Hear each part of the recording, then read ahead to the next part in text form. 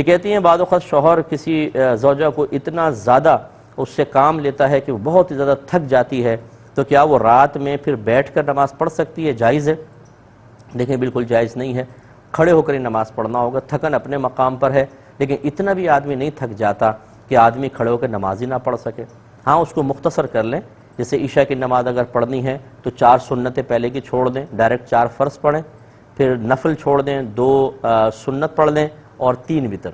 یعنی 4 نفل رہ جائیں گے، 4 سنتیں غیر موقدہ، 8 رکعت تو نکل گئیں، باقی آپ پڑھ دیں اس طریقے سے نماز۔ لیکن یہ کرنا کہ جی نہیں بیٹھ کر، اچھا نفل جو سنت موقدہ ہے یہ بیٹھ کے بھی پڑھ سکتے ہیں، لیکن فرض اور وتر یہ کھڑے ہو کر پڑھنے ہوں گے۔ اگر بہت زیادہ تھکن ہے تو آپ سہارا لے سکتی ہیں، یعنی دیوار کے ساتھ کھڑے ہو کے پڑھیں، تھوڑا سا دیوار پہ سہارا لے لیں تاکہ ہو جائے، لیکن کھڑے ہو کر پڑھنا ہوگا۔ زیادہ تھکن اس کا عذر نہیں ہے۔ ایک مخلوق کے لیے تو سارا دن انسان تھک جائے، اور جب خالق کی عبادت کی باری آئے تو انسان اس کے احکام کو پامال کرے، یہ تو ویسے بھی معیوب ہے، اس لیے کھڑے ہو کر پڑھنا ہوگا۔ ایک انہوں نے پوچھا ہے کہ قسم کا کفارہ ادا کرنا ہے تو کیا اتنی رقم کی کوئی چیز لے کر کسی ایک شخص کو دے سکتے ہیں؟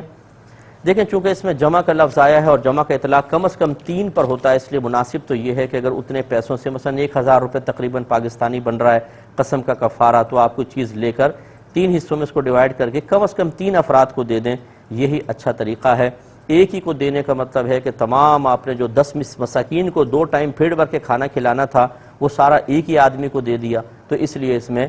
مطلب مسائل ہو سکتے ہیں۔ اس لیے بہت بہتر ہے کہ آپ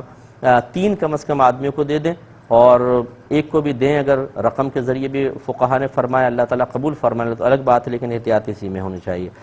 ایک یہ کہتے ہیں کہ اچھا یہ پھر کہا تھا کہ اگر بیٹا کماتا ہے اور اس نے قسم توڑ دی ہے تو مجھے سمجھ میں آیا کہ وہ اپنے پیسے سے کفارہ دے گا، تو بالکل جو بالغ ہوتا ہے اور صاحب مال ہوتا ہے اسے اپنے مال سے ہی پھر عبادات کو ادا کرنا ہوتا ہے۔ مثلا اگر زکوٰۃ واجب ہو گئی تو اپنے مال سے ہی زکوٰۃ نکالے، قربانی کرے، اسی طرح حج وغیرہ ہے وہ کرے۔ ہاں اگر ایسا ہے کہ وہ سارا پیسہ لا کے گھر میں دے دیتا ہے تو پھر گھر والے جو بھی جس کی بھی ملکیت میں والد صاحب یا والد والدہ، وہ اس کی طرف سے بھی کفارہ اس کی اجازت سے ادا کر سکتے ہیں، کوئی حرج نہیں ہے۔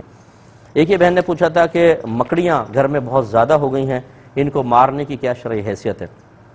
دیکھیں مکڑیاں ہوں چاہے چیونٹیاں چیونٹے ہوں، کسی بھی مخلوق کو بغیر شرعی عذر کے مارنا جائز نہیں ہے۔ اب اگر فرض کر لیں کہ مکڑیاں ایسی ہیں کہ بہت زیادہ ہو گئیں، وہ رات میں سوتے میں گر جاتی ہیں، اوپر پاؤں کے نیچے آ جاتی ہیں، بچے ڈرتے ہیں، عورتیں ڈرتی ہیں، اس قسم کی صورتحال ہے تو بہت بہتر ہے کہ ان کو کسی طریقے سے کسی تھیلی وغیرہ میں لے کر کہیں دور جا کے چھوڑ دیں، گارڈن میں چھوڑ دیں، کہیں پر ماریں نہیں، تاکہ چلیں وہاں پہ جا کے وہ تو اپنا بنا لیں گی انشاءاللہ کوئی جال وغیرہ، جالا وغیرہ، اور وہاں پہ رہ لیں گی، لیکن مارنا مناسب نہیں لگتا ہے۔ ہاں اگر ایسی زہریلی مکڑیاں ہیں کہ جو کاٹیں تو نقصان ہو جائے یا جسم پہ چلیں تو بعض اوقات دانے نکل آتے ہیں، الرجک ہو جاتی ہے، اس قسم کی ہیں تو یہ موذی کہلائیں گی اور موذی کو مار سکتے ہیں۔ لیکن ہمارے ملک پاکستان میں اکثر مکڑیاں بالکل بے ضرر سی ہیں، ان کو مارا نہ جائے بلکہ کسی اور جگہ،